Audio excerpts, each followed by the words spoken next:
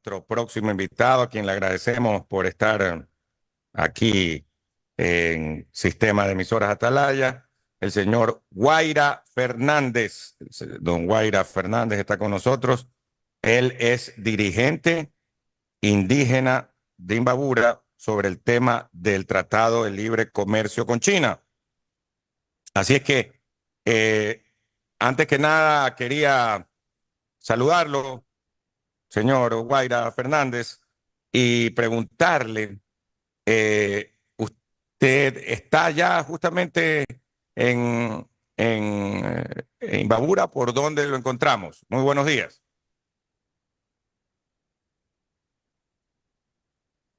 Ahí lo estamos viendo, pero yo no sé si usted nos está escuchando ahí. Muy buenos días, no sé si me escuchan. Sí, sí, lo escuchamos muy bien. ¿Cómo le va? Más bien, gracias por la apertura a la organización. Efectivamente, me encuentro en la provincia de Imbabura. En este momento estamos atareados con algunas cuestiones que también la organización lo está llevando adelante. Sin embargo, estamos prestos para poder dar la información o la información que requieran los medios de comunicación, inclusive también la misma ciudadanía. Muchas gracias por la invitación. No, de nada. Al contrario, siempre tenemos aquí en Atalaya pluralismo democrático con todos los temas. Una consulta. eh, ¿Usted pertenece a la etnia de los Otavalos o no? Efectivamente, Sí, soy del pueblo Quicho Otavalo, Otavalos. indígena del pueblo Quicho Otavalo, Quicho hablante por un lado, y en la provincia de Imbabura existimos cuatro pueblos, entre ellas los Otavalos, la mayor, que tiene una mayor población, tanto en territorio. Y a continuación tenemos a los compañeros, los pueblos Cayambis, que una parte de Cayambi, no en su totalidad. Eh, Más al norte también se encuentran los pueblos Natabeles, también los Caranquis. Y actualmente también uno de los pueblos que también está reconocido en la ciudad de Cotacachi, el pueblo Imantac. Son, diríamos, cinco pueblos que están articulados directamente a la organización, a la Federación de los Pueblos Quichua de la Sierra Norte, que tiene una alineación a la Ecuarunari, que es una organización regional, y la organización nacional, que es la misma CONAIE. Además de eso, también existen los pueblos como los afros inteños, los afros de Chota, e inclusive también tenemos a los pueblos aguas y mantubios en la zona de Intac, aquí en Coatzacoalcos. Eh, Estamos ok, con ahora ustedes, una diversidad de pueblos aquí en Imbabura. okay, o sea, en Imbabura hay una diversidad de pueblos. Miren, los más famosos son los otavaleños, obviamente, ¿no? Porque por su presencia no solo fuera de la provincia de Imbabura, en muchísimos lugares del país, sino a nivel mundial, que son pues muy emprendedores, ¿no?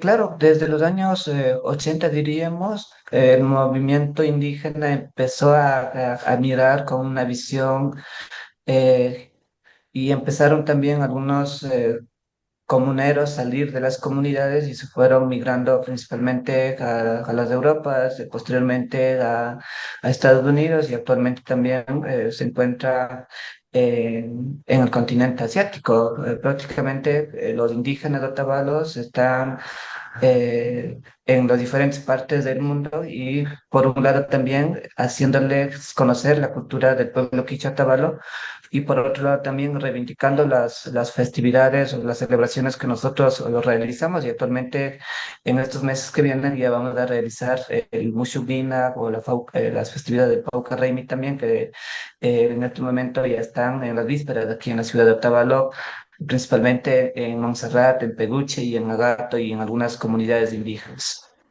Muy bien, ahora vamos a entrar con el tema también, el TLC, que era con China. Y vamos con las preguntas de don Alcides Montilla y luego de don Julio Ayala. Claro que sí, saludamos a don Guaira Fernández, dirigente indígena de la provincia de Imbabura. En el gobierno anterior se logró aprobar el acuerdo comercial Ecuador-China. que fue refrendado por la Corte Constitucional y en este momento se halla para la aprobación o no en la Asamblea Nacional. Ya hubo un primer intento, no consiguieron los votos. El presidente de la Asamblea acaba de informar que el 9 de febrero podría nuevamente entrar a debate este acuerdo comercial que entre otros tiene la oposición del bloque correísta por el tema de los subsidios, etcétera. Yo le pregunto a usted, ¿cuál es la postura de su agrupación? ¿Están a favor o están en contra de este acuerdo? El movimiento indígena en sí siempre ha estado más bien proponiendo nuevas propuestas para el país y recordaremos de que desde los 90 hasta el momento una de las propuestas fue la creación de un Estado plurinacional e intercultural y eso lo hemos conseguido desde el 98 hasta el 2008 y posterior a eso también hay que recordar de que siempre hemos estado en las calles, inclusive también en la academia no solo oponiendo a a las políticas neoliberales que se tratan de implantar dentro del Estado, más bien siempre hemos estado con una propuesta alternativa para el desarrollo del país, inclusive también para el fortalecimiento también y reivindicar las actividades que también tenemos en cada una de las comunidades.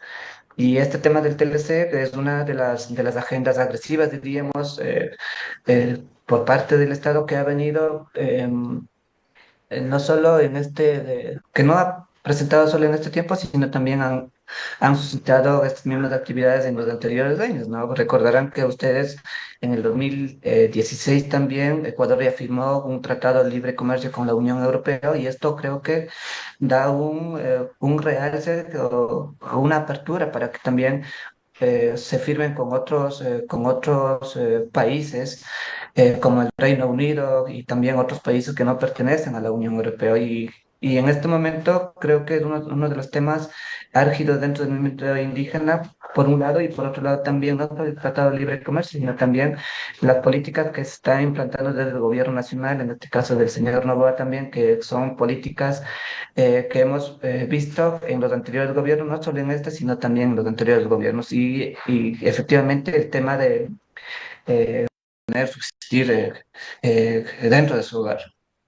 Y eso mismo también hemos dicho, al menos desde las organizaciones también, las medidas económicas que han implantado en estos últimos tiempos no han sido no han sido factibles para poder nosotros decirle, sí, suban nomás la gasolina y a nosotros no nos perjudican.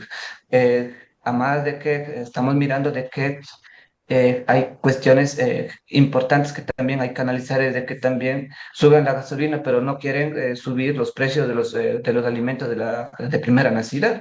Eh, por ejemplo, el tema de la leche mismo también es al menos la gente que produce la leche le están vendiendo creo que a 25 centavos, a 30 centavos, a 40 centavos, a lo máximo llegarán a 50 centavos, pero vemos de que ya en los centros comerciales está casi triplicado el tema de la leche mismo. Son cuestiones puntuales, diríamos, que nosotros estamos viviendo.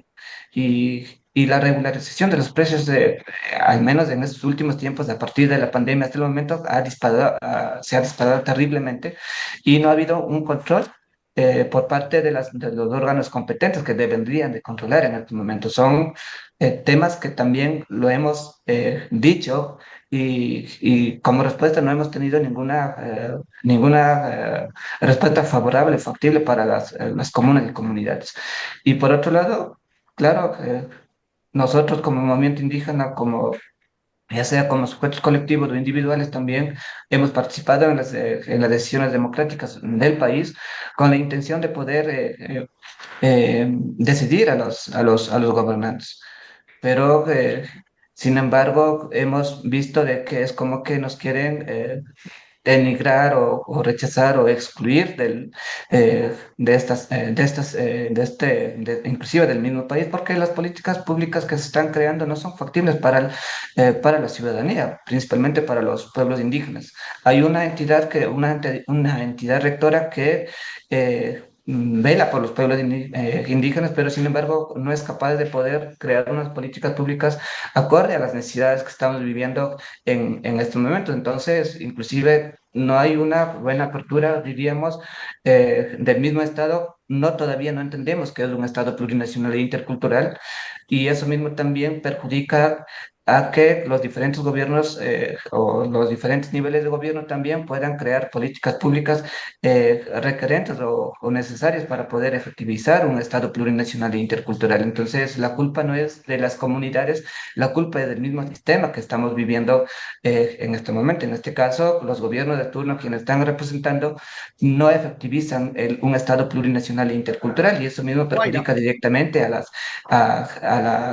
al a la situación que 80%, estamos al viviendo en este momento. 80% dice usted de la ciudadanía, pero entonces ese 80% deberían estar con ustedes, con las posturas suyas, si son razonables, estarían con ustedes, elegirían a un presidente a lo mejor propuesto por ustedes, y entonces ustedes podrían manejar la política del país. Pero hasta el momento lo que vemos es que cada vez tienen menos respaldo. Y entonces, ¿qué significa eso? Que el 80% de las personas a que ustedes dicen representar o pelear por ellos no están con ustedes. ¿Qué es lo que pasa? ¿Por qué razón? Es que hay que mirar de dos cuestiones. En este momento la coyuntura política es súper diferente a lo que podemos ver en la época del Guillermo Lazo y en la época del Rafael Correa o anteriormente también. Pues entonces no podemos decir en este momento de que el 80% son los que están respaldando a ustedes. Creo que la coyuntura política en la que estamos viviendo en este momento mismo eh, y es mirando en las mismas estadísticas mismo también, Novoa tiene la aceptabilidad porque está peleando con la seguridad que todo el mundo le estaban esperando, que hasta el momento hay algunos puntos factibles que también lo hemos dicho que es necesario y adecuado, pero hay puntos que también no estamos de acuerdo, inclusive como movimiento indígena. Y por otro lado, el 80% de la población son los que contribuyen para el desarrollo del país. Ahí estamos incluidos los pueblos quichuas, los pueblos mestizos de los montubios, los afroecuatorianos y toda la población ecuatoriana, porque de ahí, diríamos, habrá algún porcentaje que serían de clase alta, que prácticamente son una minoría aquí en el país, pero a la final son los que ponen los gobiernos y también tratan de dominar al país. Y eso creo que es visible aquí en este país, no solo en este país, sino también en otros países también. Entonces la lucha debe ser fundamentalmente buscar el apoyo de ese 80%. Alcides, por favor, continúe con el diálogo. No, solamente ya no tenemos más tiempo, Julio, así que le agradecemos a don Guaira Fernández, dirigente indígena de Imbabura, por haber estado con nosotros. Muchas gracias, don Guaira.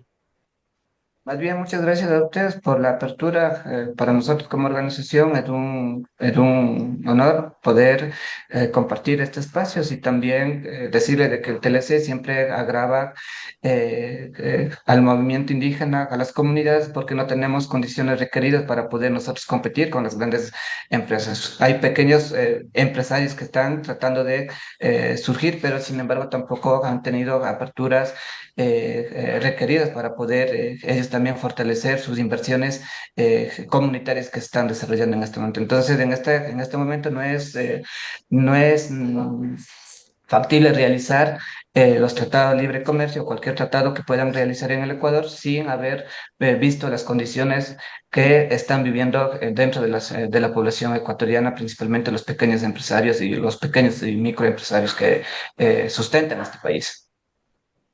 Muy bien, gracias pues, señor Fernández, por haber estado con nosotros, 10 de la mañana, 42 minutos.